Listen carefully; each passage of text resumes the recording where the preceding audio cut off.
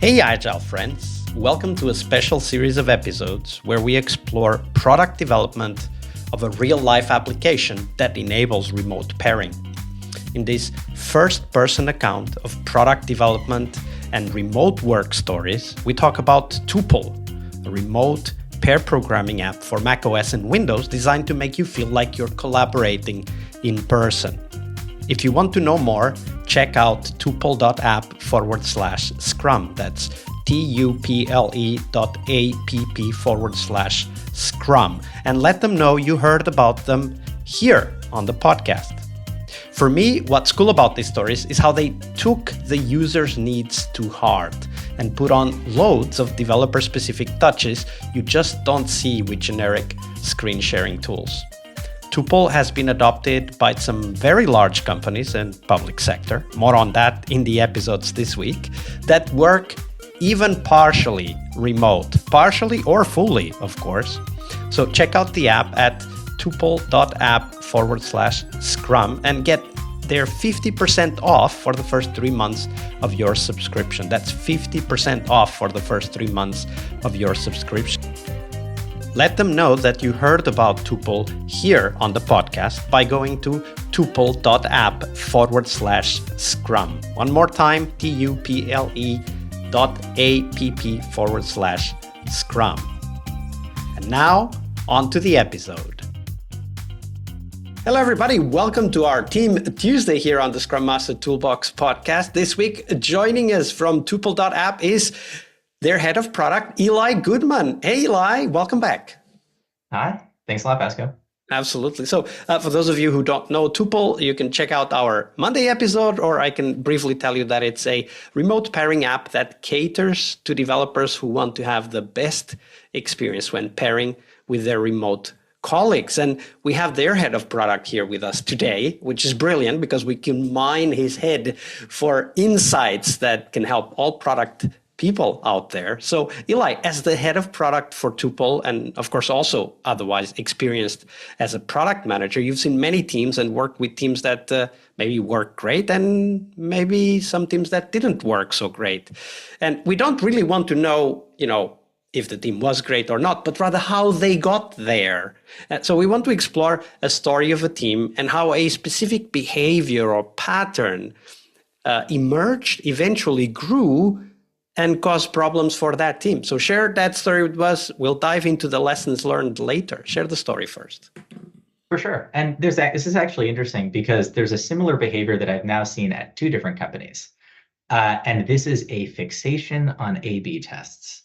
And so I'll tell the story of one company, but it is eerily similar how much another company replicated this same pattern. And so know that this is sort of a synthesis of both. But A/B tests, I think, and maybe other product people out there might be, their blood pressure may have gone up when I mentioned this, because I think this is part and parcel of the modern product manager's toolbox, right?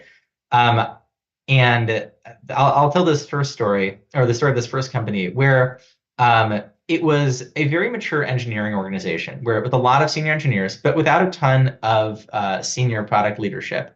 And so I was in more of a product engineering hybrid role at the time. So I kind of got to see both sides of this. And we got some product leadership from people who had worked at some of the larger tech companies. So any of the FAANG companies, think about those companies, folks from there who are used to working at enormous scale, right? And these are companies who have also really invested very heavily in A/B test framework and have also spread a lot of that orthodoxy. So coming to a team that, again, had a lot of engineering chops, but not a lot of senior product chops, they were coming in saying, this is a big gap in your capabilities as a product organization, is the ability to run these A/B tests at scale and get more empirical information about what users are connecting with and what's moving the needle business-wise.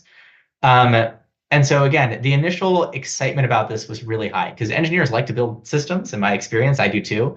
And so the prospect of building the ability to do A/B tests, gather data at scale, do statistical analysis. This is all stuff that I think is really juicy from an engineering perspective. And there was a lot of initial excitement around building out these capabilities and what this is going to enable us to do and learn and the way we're going to be able to operate as an organization. So there was a lot of initial enthusiasm. But I think that, you talk about a good thing becoming a bad thing. One of the things that I got to see firsthand is how unbelievably costly this was to a company that, again, was not operating at that big tech company scale. That was, tens of engineers, maybe 100 engineers. Um, it took a sizable chunk of the engineering team to just build out this tooling, right? So there was this big initial outlay. We got the stuff built though, and we're able to start running A/B tests. And some of the initial results were incredibly positive as we began to find parts of the product that had high throughput, where there was a lot of opportunity to move the needle, and some really discrete tests that we could run where the tests were very clean, and we could see an impact very visibly and realize more revenue as a result. Like that's incredibly satisfying and almost addictive, right? Have a hypothesis, test it, get results, and move the needle. But this ended up having an incredibly pernicious effect on the product organization as a whole. And this was a place, again, where there was not a lot of product managers. A lot of engineers were filling in that gap with their own ideas, their own intuition, their own creativity.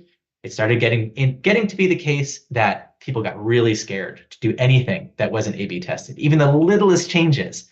There's this cultural habit that developed where everyone would ask, well, did you run an A/B test? Running an A/B test takes time, right? You have to build it, you have to put it out there, and depending on the amount of traffic or the amount of users that you're putting it in front of, wait until you achieve statistical significance, where again, if you're not operating at big tech company scale, that can take months. And then the analysis takes time. Maybe you didn't fire an event correctly, and you have to retroactively go back and redo it all because the data is not there right. Maybe the analysis is kind of unclear. Maybe it's not clear who the winner is. It slowed everything down. It led to this like very fearful, very slow culture. And it was hard to walk it back because A/B tests feel empirical. They feel like science, right? And all of us being rational people who work with technology, we don't want to be anti-science, right? If it feels demonstrably true, who am I to say that my intuition is going to trump that? And so it really ended up slowing everything down and bloating the size of the team. We had all these data engineers, all these analysts, all this infrastructure. And I saw it happen one place and happen again. So and I'm pretty sure it is happening right now somewhere where some of our listeners are. And I really like this because, as you said, it's tempting to do everything through A/B testing because it's empirical. Like we don't need to argue. The data is there. Of course, it's not really that way because you need to have a lot of data, as you said, to achieve statistical significance. And even then, the difference needs to be palpable, right? Like there needs to be a difference. And one of the key things that you shared in that story that kind of hit home with me, as I've worked in organizations that were exactly doing that kind of anti-pattern, is that we end up taking responsibility away from ourselves, right? You will hear phrases like, well, the A/B test was inconclusive, or the A/B test told us we should do X, right? It's like, no, wait a minute. There are other things in the product that we need to take responsibility, like the coherence of the customer journey, right? And or even highlighting parts of the product that you want the customers to go through, even though they are not the ones that increase the revenue, at least in an A/B test measurable way, because there's other type of revenues that A/B testing can't measure, like subscription retention and all of that.